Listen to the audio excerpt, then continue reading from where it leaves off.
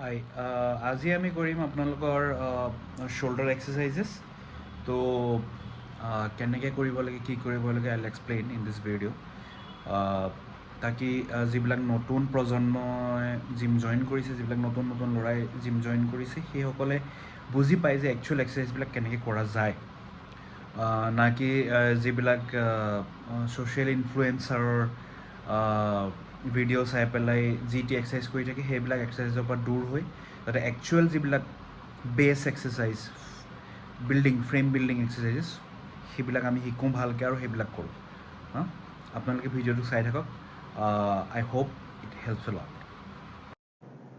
ইয়াত মই আৰম্ভ কৰিছোঁ যেনেকৈ আপুনি দেখিছে মেচিন শ্ব'ল্ডাৰ প্ৰেছ।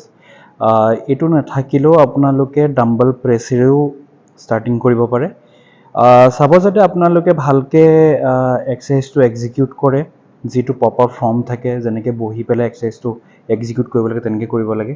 বেছি আপোনাৰ বেকটো আৰ্চ নকৰিব আৰু ধুনীয়াকৈ এক্সাৰচাইজটো এক্সিকিউট কৰিব। প্ৰথম এক্সাৰচাইজটোত মিনিমাম আপোনাৰ 4টা ছেট ল'ব এটলিষ্ট। প্ৰথম যিটো ছেট থাকিব সেইটো ৱাৰ্ম আপ ছেট, বাকী 3টা ছেটত আপুনি হেভিয়েষ্ট যাব পাৰে, যিটোৱে আপোনাৰ 12 পৰা 15টা ৰেপিটেশ্যন আপোনাক দিব। ঠিক আছে, তাৰ পাছতে আমি ইয়াৰ পাছৰ এক্সাৰচাইজটোৱে আমি যাম ছাইড লেটাৰেল ৰেইজেছ। যেনেকৈ ভিডিঅ'টোত দেখুওৱা গৈছে তেনেকৈয়ে আপোনালোকে এক্সিকিউট কৰিবলৈ চেষ্টা কৰিব। চাব যাতে আপোনাৰ ডাম্বেলডাল আপোনাৰ ফ'ৰআৰ্মৰ তলত থাকে আৰু এটলিষ্ট শ্ব'ল্ডাৰ হাইটলৈকে আপুনি বস্তুটো উঠাবলৈ চেষ্টা কৰিব। যিমান পাৰে আপুনি ছাইডত মাৰিবলৈ চেষ্টা কৰিব, মানে আপোনাৰ ডাম্বেলডাল বডিৰ বেছি আগত আহিবলৈ নিদিব। ঠিক আছে, তেনেকৈ বস্তুটো এক্সিকিউট কৰিব।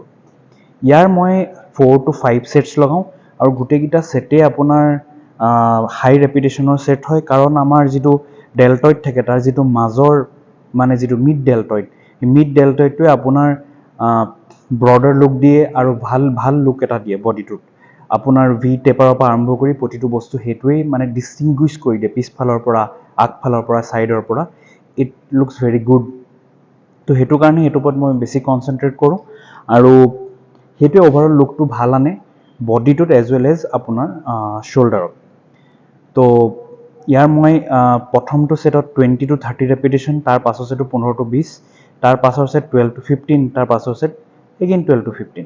যেনেকৈ মই ভিডিঅ'টোত আপুনি দেখি আছে যে মই মাজতে কল এটা খালোঁ, তো মই ইণ্ট্ৰা ৱৰ্কআউট প্ৰি ৱৰ্কআউট সেইবিলাক বেছিকৈ ইউজ নকৰোঁ ছাপ্লিমেণ্টছ, মই নেচাৰেল ফুডেই ইউজ কৰোঁ। তো তেনেকৈ মই বানানা এটা খাওঁ ডিউৰিং ৱৰ্কআউট। আৰু জিমতো ফূৰ্তি ফাৰ্তা কৰি থকাটো অকণমান ভাল, নিজৰ জিম পাৰ্টনাৰবিলাকক অকণমান ইৰিটেট কৰিব লাগে মাজে সময়ে, যাতে আপোনাৰ জিম ছেশ্যনটো ফান যায়।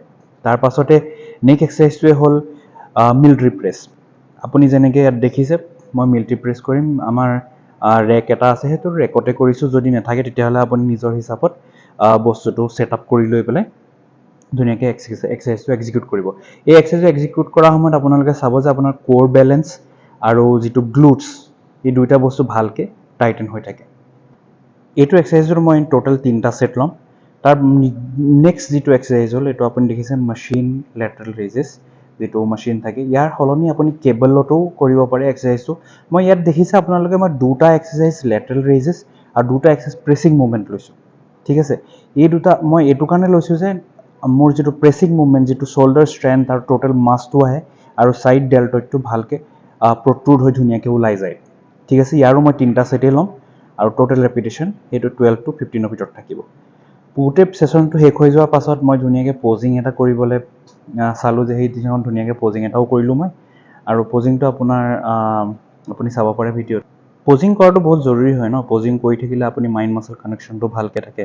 আপুনি গমো পায় যে আপোনাৰ বডিটো কেনেকুৱা ৰিয়েকশ্যন দি আছে, কেনেকুৱা আপোনাৰ প্ৰগ্ৰেছ এণ্ড এভৰিথিং আছে, আপুনি গম পাব পাৰে। নিজকে জুখি মেলি চাব পাৰে, যিবিলাক বস্তুত কম হৈ থাকে সেইবিলাক বস্তুত আপুনি ইম্প্ৰুভমেণ্ট কৰিব পাৰে, ৰাইট। তো তেনেকৈ মই কেইটামান পজিং কৰিলোঁ, সেইকেইটা পজিং আপুনি চাওক ভিডিঅ'টোত।